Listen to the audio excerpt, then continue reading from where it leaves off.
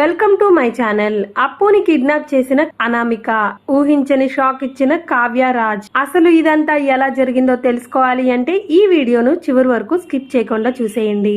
ఇంకా కళ్యాణ మండపంలో పెళ్లి కుమార్తెను తీసుకురండి అని చెప్పి పంతులు గారు అడుగుతారు. ఇంకా స్వప్న గదిలోకి వెళ్లి చూడగానే అప్పు కనిపించదు. కంగారుగా మండపంలోకి వచ్చి అమ్మ అప్పు కనిపించట్లేదు అని స్వప్న చెప్తుంది. స్వప్న చెప్పగానే అందరూ కూడా కంగారు పడుతూ ఇంకా చూస్తారేంటి, అందరం వెతుకుదాం పదండి అని అందరూ వెతుకుతున్నారు. ఇంకా ధాన్యలక్ష్మి అయితే ఆపండి మీ నాటకాలు, ఇందాక కావ్య రాజ్ ఇందాక బయటకు వెళ్లి వచ్చారు, ఈ అప్పునే ఏదో చేసుంటారు, ఈ పెళ్లి ఆపడానికి ఏదో నాటకం ఆడుతున్నారు అని ధాన్యలక్ష్మి కళావతిని అంటుంది. చూడు పిన్ని, కళావతిని నువ్వు ఏమీ అనొద్దు, ఎంతసేపు ఏం జరిగినా కళావతి మీద నిందలు వేస్తావేంటి పిన్ని అని రాజ్ అడుగుతాడు. ఇంకా ధాన్యలక్ష్మి అయితే ఏంటి మీ నాటకాలు ఆపండి, కావ్యని అనొద్దు అనొద్దు అంటావు కదా రాజ్, ఇప్పుడు చూడు ఏం జరిగిందో, తన చెల్లెల్ని మాయం చేసి ఈ పెళ్లి ఆపాలని చూస్తుంది, ఇదంతా కావ్య ఆడుతున్న నాటకం, నా కొడుకుని అప్పుకి పెళ్లి చేయాలని చూస్తుంది, అక్కడ ఇంటికి తాళం వేసొచ్చాను నేను కళ్యాణ్ కనిపించట్లేదు, ఇక్కడ అప్పు కనిపించట్లేదు, ఇంకేముంది ఇద్దరు వెళ్లి పెళ్లి చేసుకుని ఉంటారు, ఇంకా మీ నాటకాలు ఆపండి అని ధాన్యలక్ష్మి రాజ్ని కావ్యని తిడుతుంది. ఇంకా కావ్యేమో ఇంకా ఆపండి చిన్నత్తయ్య, మీరు ఎన్నిసార్లు చెప్పినా అర్థం చేసుకోరేంటి, ఎందుకు మీరు అర్థం చేసుకోలేకపోతున్నారు, నా చెల్లెలు పెళ్లి జరగాలనే చూస్తాను గాని నా చెల్లెలు పెళ్లి ఆగిపోవాలని నేను కోరుకుంటానా. ఇంకా కనకం వచ్చి ధాన్యలక్ష్మి గారు ఇంకా ఆపండి, తన చెల్లెల జీవితం తన నాశనం అవ్వాలని ఎందుకు కోరుకుంటుంది, ఈ పెళ్లి ఆగాలని తను ఎందుకు కోరుకుంటుంది కావ్య అని కనకం అంటుంది. ఇంకా రాజ్ కావ్య అయితే ఇద్దరు వెళ్లి గుడంతా కూడా వెతుకుతారు. గుళ్ళో ఎక్కడా కనిపించకపోయేసరికి వచ్చి కంగారు పడుతూ బాధపడుతూ ఉంటారు. ఇంకా స్వప్న కావ్య కనకం కూడా ముగ్గురు బాధపడుతూ ఏడుస్తూ ఉంటారు. ధాన్యలక్ష్మి తుడుతూనే ఉంటుంది. ఇంకా రుద్రాని కనకంతో అంటుంది, ఇంకా నీ ఇద్దరు కూతుళ్ళని ఆ ఇంటి కోడల్ని చేశావు, ఇంకా మూడో కూతుర్ని కూడా ఆ ఇంటి కోడల్ని చెయ్యాలని మీరు ముగ్గురు కలిసి ఈ నాటకం ఆడుతున్నారు, మీరు అనుకున్నట్టే పెళ్లి కూతుర్ని మాయం చేశారు కదా, ఇంకా ఎందుకు ఈ డ్రామాలు, ఇంకా ఎందుకు ఏడుస్తూ ఉంటారు అని రుద్రాణి అంటుంది. రుద్రాణి మాటలకి కళ్యాణ్ వచ్చి ఆపండి అని అడుగుతాడు. ఏంటత్తా ఇంకా మీరు మారరా, నేను కనిపించకపోతే అప్పు కనిపించకపోతే ఇంకా మేమిద్దరం వెళ్లిపోయినట్టేనా, మీకు మీరు ఊహించేసుకుంటారా అని కళ్యాణ్ వచ్చి అన్నాడు. ఏంట్రా ఏం మాట్లాడుతున్నావు, అప్పు ఏది, మీ ఇద్దరు వెళ్లి పెళ్లి చేసుకున్నారుగా, ఇంకా ఎందుకు ఈ నాటకాలు ఆడతావు, రమ్మను అప్పును కూడా బయటికి రమ్మను అని రుద్రాణి అంటుంది. ఇంకా ఈ లోపు కావ్యకి ఫోన్ వస్తుంది.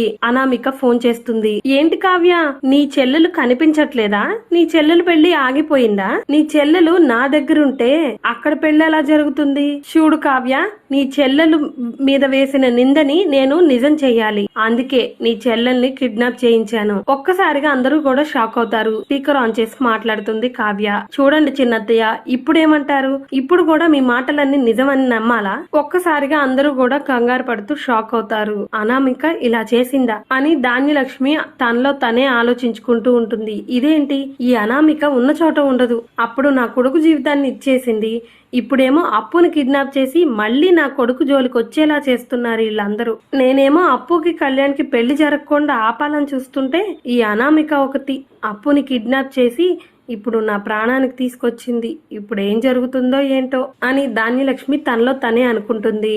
ఇంకా రాజ్ కావ్య అప్పుని కాపాడడానికి అనామిక దగ్గరికి వెళ్తారు. ఇక మరో పక్క అప్పు అనామికని తిడుతుంది. నీకు అసలు బుద్ధి లేదు, నీకు జైల్లో పెట్టించినా గానీ నీకు ఇది లేదా, నువ్వింకా మారవా, ఇప్పుడు నన్నెందుకు కిడ్నాప్ చేశావు, నన్ను కిడ్నాప్ చేయడం వల్ల నీకేం ఉపయోగం అని అడుగుతుంది అప్పు అనామికని. అనామిక ఏమో అప్పుతో అంటుంది, చూడు నిన్ను నీ కుటుంబాన్ని మొత్తం అందరినీ కూడా నాశనం చేసేదాకా నేను నిద్రపోను, నేను జైలుకి వెళ్లడానికి కారణమైన వాళ్ళందరినీ కూడా వదిలిపెట్టను, మీ అందరి జీవితాలు ఆడుకుంటూ నాశనం చేసేదాకా నిద్రపోను, ఒక్కొక్కళ్ళ జీవితాన్ని పతనం చేస్తాను అని అనామిక అంటుంది. ఒకసారి జరిగిన దానికే నువ్వు జైలుకు వెళ్ళొచ్చావు, అయినా కానీ నీకు ఇంకా బుద్ధి రాలేదు, మళ్ళీ ఏం సాధిద్దామని ఇదంతా అని అప్పు అడుగుతుంది. ఇక రాజ్ కావ్య ఇద్దరు కూడా వస్తారు.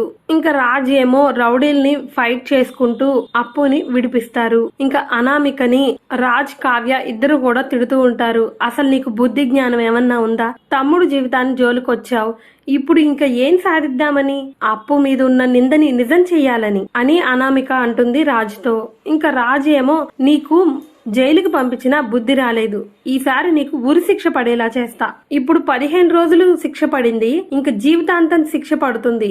అది నీకు అర్థం కావట్లేదు. ఇంతకు ముందే రాజు అయితే పోలీసులకు ఫోన్ చేసి, ఎస్ఐ గారు మీకు ఒక లొకేషన్ పెట్టాను, మీరు అక్కడికి రండి అని చెప్తాడు. ఇంతలో పోలీసులు అక్కడికి వస్తారు. అనామిక పోలీసులను చూసి ఒక్కసారిగా షాక్ అవుతుంది. అనామికని పోలీసులు తీసుకెళ్తుంటే, మిమ్మల్ని ఎవరిని వదిలిపెట్టను, నీ కుటుంబాన్ని పతనం చేస్తాను, నీ కుటుంబం మీద సాధిస్తాను, చూడు కావ్య, నిన్ను అస్సలు వదిలిపెట్టను, నన్ను జైలుకు వెళ్ళడానికి ముఖ్య కారణం నువ్వే అవుతావు అని అనామిక కావ్యకి వార్నింగ్ ఇస్తుంది. ఇంకా కావ్య ఏమో చాలు ఇంకా వెళ్ళి జైల్లో కూర్చో, నీకు 4 రోజులు కూర్చోపెట్టినా బుద్ధి రాలేదు, ఇంక నువ్వు జీవితాంతం జైల్లో ఉండేలా చేస్తాను, నువ్వు నా చెల్లెల జోలికి వచ్చావు కదా, ఇంక నిన్ను వదిలిపెట్టను, ఇకనైనా బుద్ధిగా ఉండు అని కావ్య అనామికకు వార్నింగ్ ఇస్తుంది. ఇంకా పోలీసులు అనామికను జైలుకి తీసుకెళ్తారు. ఇంకా అప్పుని తీసుకుని రాజ్ కావ్య కూడా మండపానికి వెళ్తారు. ఇక మరో పక్క మండపం దగ్గరికి రాగానే కనకం అప్పును పట్టుకుని బాధపడుతూ ఉంటుంది.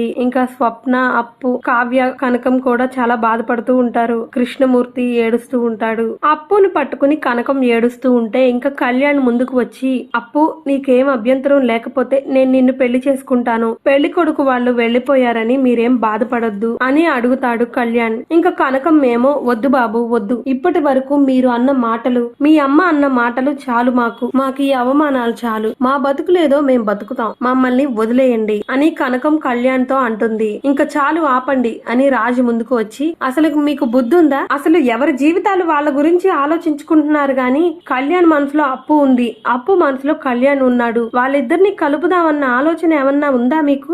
ఎవరేమన్నా సరే, ఏం జరిగినా సరే నేను అప్పుకి కళ్యాణ్ కి పెళ్లి చేస్తాను, ఎవరైనా ఆపితే వాళ్ళని ఊరికి వదిలిపెట్టను, ఎవరేం మాట్లాడినా సరే. రే కళ్యాణ్, నువ్వు వెళ్లి పీటల మీద కూర్చో అని రాజ్ అనంగానే అందరూ కూడా సైలెంట్ గా షాక్ అవుతారు. ధాన్యలక్ష్మి వచ్చి, ఏంటి రాజ్, వాళ్ళిద్దరికి పెళ్లి చేస్తానంటావేంటి, నేను ఒప్పుకోను, ఆ అప్పు నా ఇంటి కోడలు అవ్వడానికి నేను ఊరుకోను, అసలు అదంటేనే నాకు ఇష్టం లేదు, అలాంటిది అది నా ఇంటి కోడలు అయితే నేనెలా ఊరుకుంటాను, ఈ పెళ్లి జరగడానికి వీల్లేదు అని ధాన్యలక్ష్మి రాజ్ తో అంటుంది. ఇంకా రుద్రాణి అయితే, చూడు ధాన్యలక్ష్మి, వీళ్ళంతా కలిసి ఆడుతున్న నాటకం ఇది, ఎలా అయినా అప్పుని నీ ఇంటి కోడల్ని చేయడానికి ఆల్రెడీ 2 కూతుళ్ళని ఆ ఇంటి కోడల్ని చేసింది ఆ కనకం, ఇప్పుడు అప్పుని కూడా ఎలా అయినా ఈ కోడల్ని చేయడానికి ఈ నాటకం ఆడుతుంది. ఇంకా మీరందరూ ఆపుతారా మీ మాటలు? మీ జీవితాలే మీ సంతోషంగానే ఉన్నారు కదా, వాడి జీవితాన్ని నాశనం చేస్తానంటే నేను ఊరుకోను, వాడికి ఎలా అయినా సరే అప్పునిచ్చి పెళ్లి చేస్తాను, అప్పు నువ్వు కూడా వెళ్లి పీటల మీద కూర్చో అని రాజ్ అంటాడు. అందరు నోళ్లు మూయించి అప్పుకి కళ్యాణ్ కి పెళ్లి జరిపిస్తాడు రాజ్. ఇంకా రాజ్ అయితే అప్పుకి కళ్యాణ్ కి చెప్తాడు, ఇకనైనా మీ జీవితాలు మీరు ఆనందంగా ఉండండి, మీ గురించి మీరు ఆలోచించుకోండి, మీ వాళ్ళ గురించి కాదు అని. కళ్యాణ్, అప్పు మెళ్ళో తాళి కట్టు అని చెప్పి ఇద్దరికి పెళ్లి చేస్తాడు రాజ్. ఇలాగే జరగాలి అనుకుంటే మరిన్ని అప్డేట్స్ కోసం మా ఛానల్ ను సబ్స్క్రైబ్ చేసుకోండి, పక్కనే ఉన్న బెల్ ఐకాన్ ను ట్యాప్ చేయండి.